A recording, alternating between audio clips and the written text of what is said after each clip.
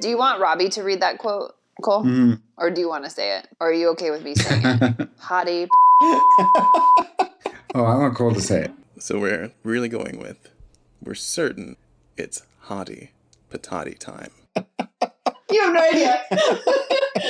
Cole is so mad about that. Hey, what time is it? Say the date. That's not really something I say. What time is it, Ben? No.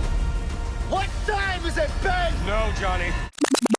Can we just start with why did we even see this in the first place? I think we wanted to see something more like modern, up to date. I'm here because Robby was going to see it already with his... Oh, was it my suggestion? And I want to keep them happy. Yeah, Emily wanted to see it and Connor wanted to see it. And I trust That's Robby. why. Why did they want to see it? So Connor likes superhero stuff, and Emily has no interest in Marvel movies, but had heard good things about this one. So she asked me if we could all see it this weekend. And I think I was killing two birds with one stone in that regard. You're a busy guy, Robby. Like, we appreciate it. But, strangely not busy enough to see, I saw it on Saturday night, and then I saw it again on Sunday night. Because I fell asleep and then Connor had to go to the bathroom at the climax of the movie, and I'm glad I saw it again. I also fell asleep in it. And it might have been my day. Like, I had biked a whole bunch in the heat. Like, it was a tough day. So perhaps, and I'm a little nervous to do this today because I think it deserved me seeing it twice before talking about it. But as I've told Cole, having an uninformed opinion has rarely stopped me from talking. So I'm sure I'll bring something to the table. I just don't know how much I'll mean it. Cole, you saw it too, right? Yes, of course. When did you see it, Cole? Yeah, when did you see it? I am not the audience for this. I walked into the theater and they handed me a poster because I was seeing it in IMAX, and the popcorn server just looked at me alone in a theater full of families and children and cute couples and tech bros and their whatever girlfriends. Yeah, They're like, you're sad. You're real sad. You're like, I have friends. I have two friends that are kind of seeing this with me right now. They're just in different places. This is I have a podcast. Like every cool person out there. My friends are remote. Yeah, she just... I have friends. I think for future things like this, we should make you a T-shirt that says Robby and Jaclynn are making me see this movie. What if one of my hot accordion player crushes sees me walking into this movie? I'll never recover. Yeah, there was truly no one I could ask to come see this with me. I'll pay for the ticket. I will buy you dinner. Here's an Uber over. Still a no. Yeah, we're definitely going to get you a shirt. While the movie was happening and afterwards, I was thinking a lot about what this movie might look like to a person who has never seen, who's not into the Marvel universe, in the Marvel Cinematic Universe, or is not into superhero movies. But I was trying to see it from someone, erase all thoughts I had of ever having encountered a Marvel movie in the first place. I was like, what would this be like for someone? And my thought was that it might be nonsense. It just might be a lot of nonsense. But I did text Cole, Robby, because again, as my goals in life and for this podcast are hang out with Robby, keep Robby as my friend, and then the success of this podcast. So I was like, oh no, I don't know what I'm going to do about this one because I didn't love it. And so I text Cole and I was like, dude, I don't know if I'll have anything to say, which, I always unfortunately have something to say, but Cole just wrote back, oh, I have a lot to say. And so you may not have liked it, Cole, but you have things to say. Pretentious Alert was even dropped by Cole himself. If we're taking it seriously, I have not watched Netflix's 3-Body Problem series, but Oh my God, cover your ears. It's not pretentious if you mean it in your heart. I have Pretentious Alert. read the entire series of novels, and the premise there is exactly the premise of this movie. The setup is the exact same, which is like this very H.P. Lovecraftian, existential, cosmic horror problem that you have this threat coming towards Earth. It's going to take a very long time to get here. You have time to freak out on Earth, screw up the planet. What choices do you make once you know we're all going to die? And what do you do when you solve the problem of we're all going to die? Great, we fixed it. We're not all going to die. Mm-hmm. And you even have the exact same mechanism of, oh, this is how we're going to screw your solution up. We're going to have a indestructible silver thing that moves really fast. Just blow it all up at once. Like, that's exactly the same in both of them. But they solve that setup in the exact opposite ways, where this one solves it. I guess I should say, like, it's a Chinese-based series of novels. So, like, the collective mindset thing is a real thing. So it's a collective solution to the problem. Whereas this is individualistic. The solution here is the most upper middle class, heteronormative as well. Yeah. American suburban solution that you could ever have. Interesting. And I found it like very interesting. I was like, these are the same story, but going the exact opposite way. Yeah. To that end, and I'm thinking about something that Jaclynn said way at the beginning, is the stakes are high, but they're nowhere.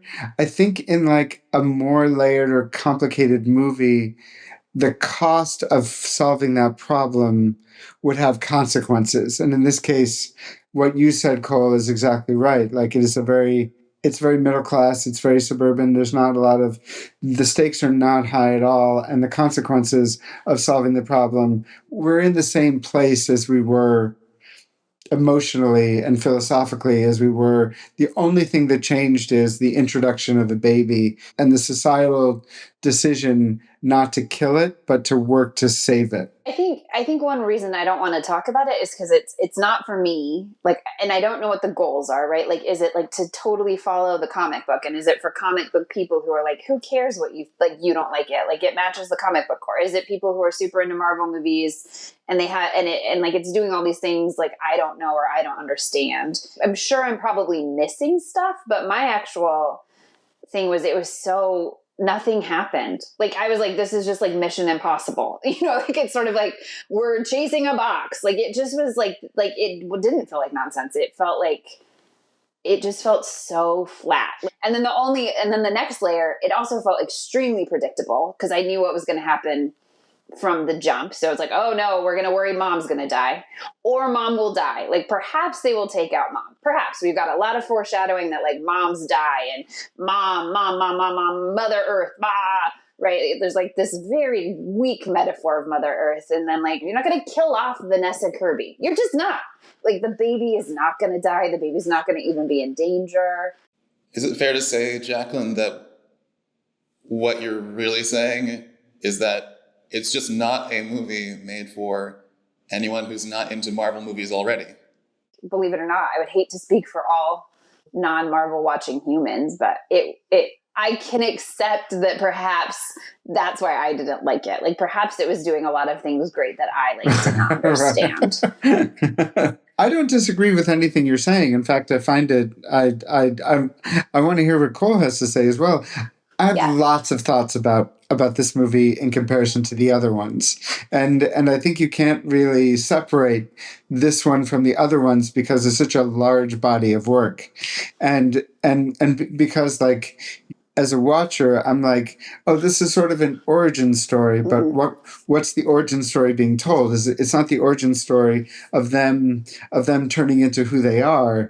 It's the origin story of something else that's about to happen. It carries the weight of that, and so some of the things that make the other movies so charming and so funny are completely lost. I herald your end.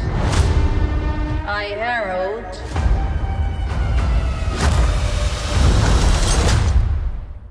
Galactus. I want to hear how you felt about the central tenet of the story, like just the very premise and the payoff. What I found interesting about the movie is it's a movie about a family. It's a movie about a couple having a baby, and then the community surrounding it, and then the threats to that baby, how those four people respond to that threat, and how the world responds to that threat. I found that fascinating, probably because I can be very simple that way. Like, as soon as I see that, as soon as there's a baby in peril, I'm like, let's not kill the baby. Like, what are the philosophical implications of save one baby, kill a million versus save a million people and kill the baby? It's an interesting conundrum. And what it says about our own humanity in answering that question, because there's no right answer. And there's no good answer. It's like the train going down the tracks, and the trolley problem.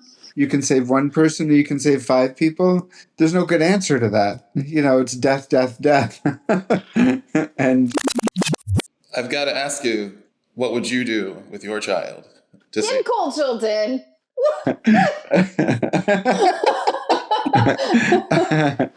I got to tell you, I fall.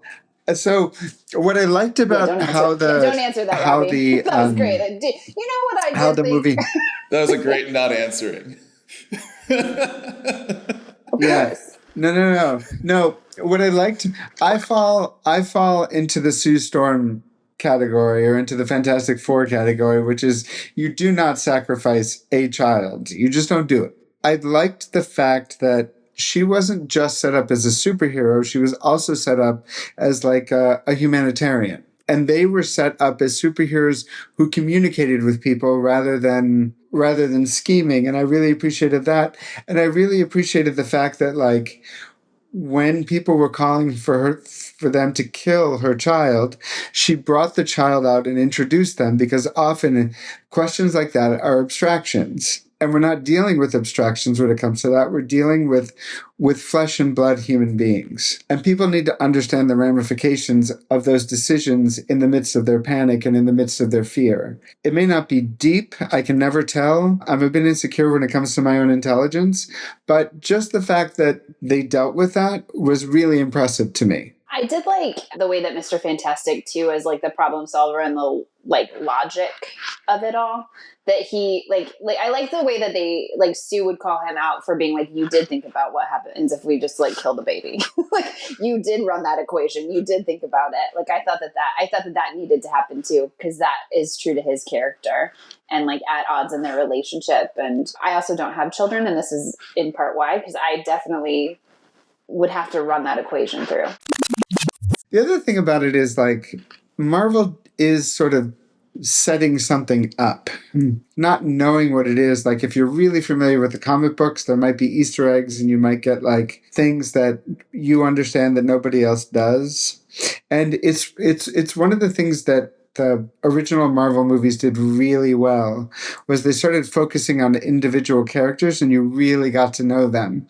And then they started bringing other people in. And this is a different endeavor. And this goes back a little bit to what you were saying, Jaclynn. The Avengers Infinity War and the Avengers Endgame were like the end of this very long period, 18 or whatever films. And I'd seen every single one of them. They call it like the Infinity Saga, but it's not like they planned it from the beginning to end. It's more like you've gotten through something, and these last 2 movies are like the epitome, or like the high point of that. And I remember I saw both of those movies in crowded theaters. The laughter was like loud. It was consistent. They were funny movies. As far as movies like that go, they were thoughtful, and they were just great viewing experiences to have with a crowd who was like with you. Buckets of popcorn all over the place. Everyone's friendly. Everyone's happy to be there. Like you said, it was like this organic, like, ending or climax to this saga. How does our enjoyment of what we're watching affected by the weight or the expectation of making it and the expectation of watching it? Because if I were just to see this movie and not know anything about Marvel in general, I'd be like, oh, some of this worked and some of it didn't. But I had to because of this endeavor, I really had to try and be like, okay, I'm sitting and watching this. I take this seriously. I take stories seriously. I take the podcast seriously. And so I have to take the act of watching this movie seriously. And so I have to look for certain things. The first time around, there was a lot I didn't catch, but the second time around, I noticed it like a lot more. I thought that I knew a decent about it going in, but everything that I thought I knew was very wrong. What did you think? Yeah, what did you think going in? I was certain I knew of a character called the Silver Surfer. And then I saw this woman on a surfboard who was silver. I was like, the Silver Surfer, for just do the comic book term, a good guy, like hero.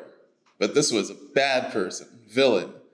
And I was like, apparently I know nothing about this. And also, I can't understand what year it is, even though they showed the year on screen. I was like, what was the year? I could not understand the year either. What was the year? Do you remember that? Because I saw it twice and I don't remember. Like, I don't remember. It said Earth 828 or 838. Yeah. Note to editor, it wasn't up long enough. Okay. Which then I thought, okay, at the end, is it not the year? And it's the Earth number 828. Because there's like a huge universe I don't know about. Because I know nothing about this premise at all, actually. And maybe there are many universes within Marvel. Yes, there are. I spent a good deal of time like thinking about the world, about where it's taking place and when it's taking place, and where it fits into this Marvel multiverse phase that they're now in. And I also thought a lot about the way the world works, because it is like, it really does feel like 1930, like it could be 1940s, 1950s, 1960s, like where the Brooklyn Dodgers are still, the Pan Am building is the Pan Am building. Yeah, there's like Pan Am building, and there's there's a lot of that, and a lot of like go to the old neighborhood type of thing from Manhattan. And so it really does feel like it takes place in the time where Captain America took place, or the 30s and the 40s, or World War II. But it's also this incredibly positive world with like little sprinklings of like, there's superhero worship, and then there's little sprinklings of worker unrest. And I was like, what, like, how does this world, like, what is this world? Like, it's the United States, but it's not. It's incredibly positive. It's very like these people can save me. Yeah. Yay. Yeah, really like very simplistic. Now you have this universe and you want to like expand it or take it into its next phase. And how do you do that? How do you do something like that? And that's a really difficult thing to do. Like, how do we do all that over again without disappointing people? Or like, it's an impossibility. And I think you're right. It made me think a lot about improv and like long form improv and how that to me informs all of the things that I love, right? Like callbacks and like bookends and like picking something up from a different scene and like surprising in another scene, right? So it might be like there was two characters talking about cooking, and then all of a sudden you're like have two monsters, and then all of a sudden like the monsters are the cooks, or like some big surprise where like two things that don't go together do, which I think the Marvel movies have done really well, where it's like, I didn't know that thing would happen in this movie, or like I had no idea those were connected somehow. It's really gutsy. It's magic when it works. And you do have to just be constantly surprised. One of my favorite, I was teching one of the Mantzoukas brothers shows. So it's like Ed Herbstman and Jason Mantzoukas, brilliant improvisers. And it was like a 10:30 show. It's like the last show at the theater. And I was told not to cut it. Like they would cut themselves. They would decide when the show was over. And I am a rule follower, so I cannot comprehend such things. So like an hour hit and I was like, I guess I should probably like black them out. And so I black them out. And they were basically like, no, like, no. And so I like black them out and I turn on the music and like, I'm like trying to like pull them off stage, right? It's like the owner of the Magnet Theater and Jason Mantzoukas at the height of his fame. It was his league days. The lead in the league, which is like beyond cult following. You kind of hear the audience gasp because they've done this show. It's like this like cult show that like people like you have to be in the know, but they like I think Banu had been to every single one, right? Like they'd ask you at the top of the show, like, how many shows have you been to? And it was like this whole thing. Anyway, so everybody knew that I had messed up. And you just hear them go, oh, I think the electricity went out. Oh no, the radio's on. And so I like turn the like lights back up, and you just see like as I'm doing it, Mantzoukas hits the lights, like a little fake light switch, and it clicks back on. And then he starts hitting this fake like stereo and like turns off the music. And I was like, oh God, but it's hilarious, right? Like it's so like I'm totally messed up and like I'm mortified, but they just were, and then they played for like another hour. And I just was like, right. I'm obviously not here to like black this show out. But like it's like such like they worked with the mistake, you know, and it's like such surprise. And I think of that one just because like I was involved in like the mess up of it. But like when you can do that kind of like improv bravery in film or like major pop culture stuff, I just think it's so cool. And I felt like Marvel did that. Like it had this real like bravery and surprise, and then like it would be like this doesn't work, but it does, and we can't like something greater than us, some magical alchemy has happened, and now here we are. And like I think that is so cool and exciting. And I saw Thor Ragnarok, yes, with a boy I was dating. Shout out Hunter. You have no idea. Cole is so mad about that. Robby, you have no idea. Nope. The funny part is, we've never even met. I take my gun and I go. I take my gun and I go. Shut out, Hunter. I can't believe this. I take my gun and I go. Pew, pew, pew, pew, pew, pew.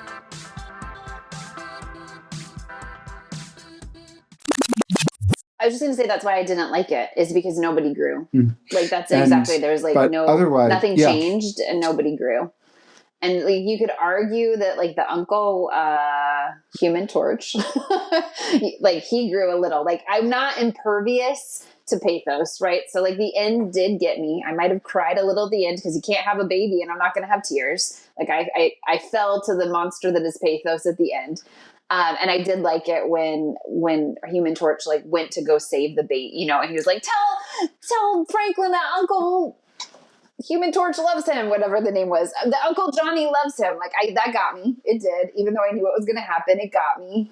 And like he grew maybe a little, but they didn't really set him up as like an irresponsible dum-dum entirely. But like that he had some growth, but the rest of them, nothing changed and nobody grew. And that's always when a story falls really flat to me, when there's just like no. So they had this thing to change. Like they had this like problem to solve, but like really there wasn't any real conflict, and there was like nobody had like a real arc. There wasn't really a hero's journey. Like they were heroes and they stayed heroes. When those things are lacking in a story, I often find them flat. And I am a big fan of formula. And like, I mean, I literally study stories to exacting points to see what works. But in this case, I think formula got so in the way. And then, I felt like there was no real character journey. The story that I liked in it is something they didn't say out loud, which is that the art direction and the look of it and the production design painted the most beautiful and specific world that says, we've chosen retro futuristic Art Deco flying cars over feeding humanity. Like we're making sure that we can have the most perfect upper middle class life available to you to aspire to. And shrug, whether or not we put our superpowers and super brain and billions of dollars. That's what made it. All of that is still alive and well today. Do not get me wrong. But it had a very, like, that idea of the sort of, like, almost of that middle class and it being so aspirational, or upper middle class being so aspirational, that felt to me very retro. like I feel like we at least now know that that's like there a myth that doesn't exist and no one's aspiring to it anymore because the stratification of wealth is so dramatic. it had like a real nuclear family, even though there's 4 of them and one's like a rock man and like one's an uncle. It still had this weird like nuclear family, heteronormative 1950s. And I think it's because like the car also looks like a station wagon to me. Like, and you have these like heroes who go on TV and talk about it, and everybody kind of does trust and believe them. Like, there's a lot of trust given to the Fantastic Four that we just don't. I don't know. It's interesting, Cole. Your interesting points. That's what made me think about the world so much that it takes place in, and you know, and maybe a different dimension or a different universe, because there is no poverty in that world. And you don't see homeless people, you don't see, and it made me wonder, like, if these 4 people have sort of, like, if this is a world that has figured itself out, that the worship of these heroes is because they were able to solve all these problems that sort of dog our universe, right? Because here's what I'm hearing from Cole is you saw like this worker unrest and you saw poverty. I didn't either, but I slept through half the movie. So I've just been assuming that I missed this like poor undercurrent. But Robby, it sounds like you didn't necessarily see it either. I saw one scene of worker unrest. The rest of the movie, there was no, like, I didn't see any signs of poverty. I didn't see any signs of of disparate wealth. Like, I didn't see any of that. Did you, Cole? I saw it distinctly and deeply. But so I would characterize poverty in that world as how they were building the teleportation stuff. The newsreel clips of that, all of the workers were very specifically like 1940s people hanging off the side of skyscrapers beams, which is just like, you can't get a robot. Like, you have flying cars. Robots should be doing all the jobs here. Right. And you should be eating grapes. Okay. Interesting. Yeah, then let me think about that one a little bit more, because what I was thinking might be a little bit too flighty or a little bit too abstract. It did feel to me a little bit more utopian, and it did feel like there was a working class, and like the Fantastic Four was not, they were more, but there was like a huge like trust in like the systems, and there was a clear hierarchy, and I didn't see it as like extreme poverty, but I may have missed things. But I did see it as like a working class, but like a working middle class in which they were like all nicely dressed. They all looked like they were fed. They didn't seem like they were like unhappy about not eating or their kids were in danger. It felt like they were really happy and that the Fantastic Four was additive and had helped save them. It was like very propaganda heavy, but it felt like the people were very like willing. And I think you can only come from a willing place if your like needs are being met.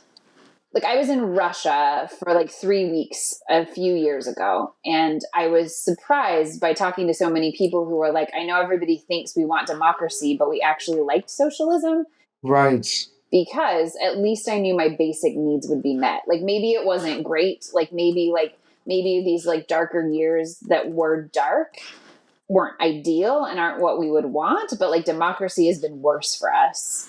Like, I would rather be guaranteed like a house, a car, education, and food, even if it's not great. But like everybody had needs met, and so they were okay. And then like their biggest problem was like, oh no, the ship is failing and it's going to hit my kid, or this thing is falling from the sky and it's about to hit my kid, or these like strange, weird monsters are showing up that aren't in our world. And the Fantastic Four comes and helps. But it didn't feel like anybody was like asking like more food, higher wages, like. I didn't see it, but again, I slept through a lot of it, which isn't to say that you didn't read something in the text, Cole, that was there, and I just, like, my own middle-class blindness missed it. That's what I like. There's something about the depiction of that stratification that feels different, and I'm not sure. I can't really put my finger on what it is, which is why I thought that maybe this is like an alternate dimension or an alternate universe where it looks like New York, but there's no tension depicted in those scenes. As there's no like dirt or poverty or that was it. Or anything unclean. That's there. Manhattan is very modern, and once the baby is is presented and a speech is given, everybody pitches in around the world. Like, it's like a Coca-Cola commercial in that way. Or that lack of dirt, that lack of tension is really what kind of like is like, wait, well, what's going on here? Like, really, what's going on here? I don't completely understand. I'm sure it's important. I'm sure it's a deliberate choice. But like, what is this world? Especially with the I still don't get with that. the year Earth 828 years from what? I want to hear what Robby had to say. I don't know if it's through a lens of privilege, but I do think the fact that Sue Storm and the fact that she brings the baby out right afterwards. I wanted to introduce you to someone. This is our son, Franklin. You know my story. Is like a level of accountability that we are not used to. It isn't like people make decisions and then they come out and then they justify those decisions in a way that's honest and nuanced. In this case, her defense against their decision did not feel at all political. It felt very human. It felt very like, this is the baby. We are not going to do this. We understand where you're coming from, but this was our decision and this is why we did it. And this is the belief that's fueling it. It is a level of accountability that does not exist. And I think that's why any uprising against their decision, it seems to me the reason because of it is because they think so highly of her and because she handles it in a way that's very responsible, very adult, very mature, and very smart within the context of that world. Yeah, and the pregnancy in space was awesome. I've never seen a pregnant superhero. That felt new. Like, I really enjoyed that. I really, really enjoyed that. I enjoyed that they're trying to escape, but also they're trying to bring this new life into the world, and they're doing it and parts of the ship are blowing up. But Emily, during the movie, said, "Oh yeah, that's what having a baby is like." I mean, it's just crazy. One of my favorite stories you've ever told, Robby, is about Connor's birth.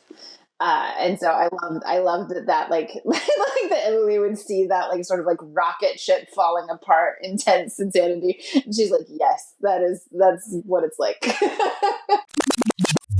I was glad. I thought that they were going to keep her pants on.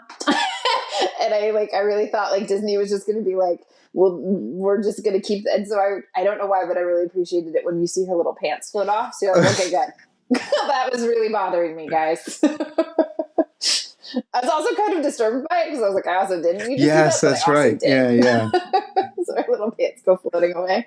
And I was like, okay, now the baby can arrive. No, I mean, there's still a few things. Yeah. It's a very big baby. There was no blood on the baby either. It was all like, it was a very clean baby.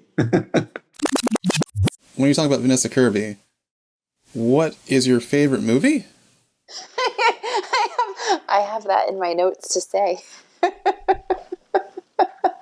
I mean, Vanessa Kirby is in my favorite movie, which is Hobbs and Shaw, a absolute banger classic of a movie, which I love, and we will watch and review. And I'll say it again, my favorite movie is Hobbs and Shaw, and Vanessa Kirby is in it. Shout out to Hobbs and Shaw and Vanessa Kirby. I get the notion that there are movies that just hit you for whatever reason that sort of fall outside. But this one is just good. It's not unique to me. It's just it's an excellent movie. Well, I am going to watch it now. I've never. We definitely do. I can't believe I haven't brought it up yet. I don't know why I didn't bring it. I haven't pitched it. We've got to watch it. Yeah. Have you not seen it, Robby? Woo. Boy, you are in for a ride.